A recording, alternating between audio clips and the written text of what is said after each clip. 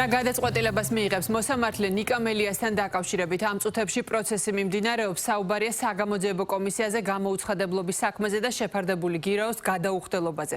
მხარეებმა განცხადებები უკვე გააკეთეს, დეტალებით გვერდება თათია ტაბეშაძე ახლა პირდაპირ ეთერში.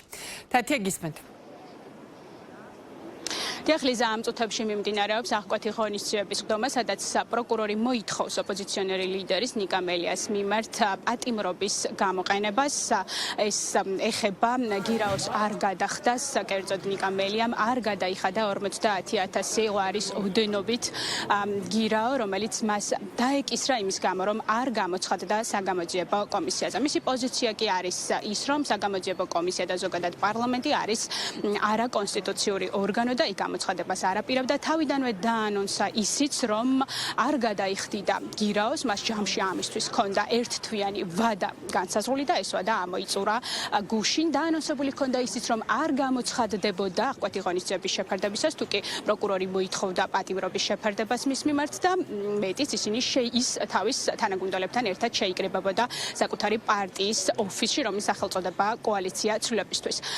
მოკლედ მას შემდეგ, რაც არ გადაიხადა გირაო ნიკა მელიამ, მოითხოვა პროკურატურამ პატიმრობის შეფარდება, ჩაინიშნა სხდომა 29 მაისს, თუმცა პროკურორების თხოვნით ეს სხდომა გადაიდო დღევანდელი დღისთვის და სწორედ ეს აღნიშნული პროცესი მიმდინარეობს ახლა. პროკურორებმა განმარტეს, რომ ისინი უნდა დასწრებოდნენ სემინარს და ამის გამოითხოვეს ერთი დღით გადავადება პროცესის, თუმცა აი ამის არ სჯერა ნიკა მელიას დაცვის მხარეს, რომელიც პოლიტიზირებულად მიიჩნევს ზოგადად ამ საქმეს და ამბობს, რომ გუშინ მისი დაკავება ადმინისტრაციული წესით სწორედ უკავშირდება დღევანდელ პროცესს. თავად ნიკა მელიამაც გააკეთა განცხადება გუშინდელ დაკავებასთან დაკავშირებით და მან თქვა, რომ ეს იყო არა დაკავება, არამედ გადაცემა.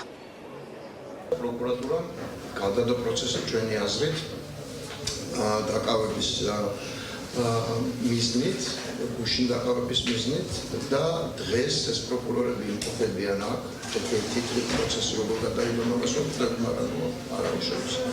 დღეს აქ იმყოფებიან რაღაცა დოკუმენტით, რომელიც ჩვენ არ ვიცით. პროკურატურა მხარია და მან გასცა მხარეზე საკუთარ თავზე დოკუმენტი. ჩვენთვის ეს დოკუმენტი სარწმუნო არ არის და იმის გამოსაკვლელად იყო თუ არა პროკურატურის მიერ ხელოვნურად ინსცენირებული მათი აღდასწრება და რაღაცა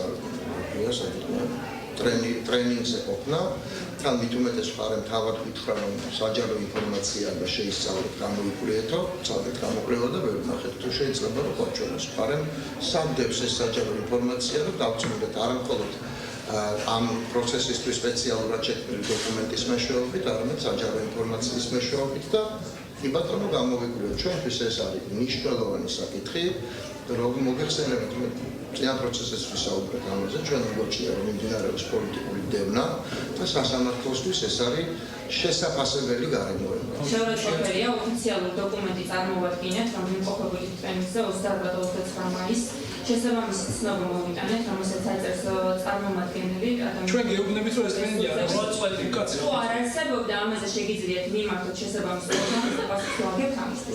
მაგრამ ჩვენი ბრალდება, რომ თურმე არ არსებულ ტრენინგზე ვიყავით და ეს იყო მოგონილი, ეს არ სურდი და რას მიემართება ახლა. შევძლიათ მიმართან პროკურორს გამოიცხადოს ინფორმაცია ვიყავით თუ არა, საქართველოს დაფიქსირებულია ჩვენი გენერალურ პროკურორში ყოფნა მიმდინარეობდა თუ არა ტრენინგი და რომელიც საერთოდ მიმდინარეობდა აღნიშნული ტრენინგი ამაზე კომენტარს არ გავაკეთებ.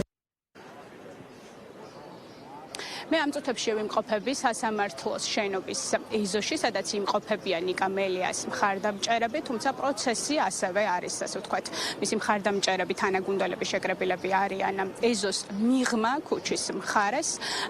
ადგილზე გააკეთეს კიდეც კომენტარები პოლიტიკოსებმა, მისმა მოქმედმა და ყოფილმა თანაგუნდელებმა ნაციონალური მოძრაობიდან თუ კოალიცია ცვლილებიდან და ისინიც მიიჩნევენ, რომ საკითხი არის პოლიტიზირებული. ცოტა ხნის წინ ადგილზე მყოფმა აქტივისტებმა ასევე ფოიერვერკი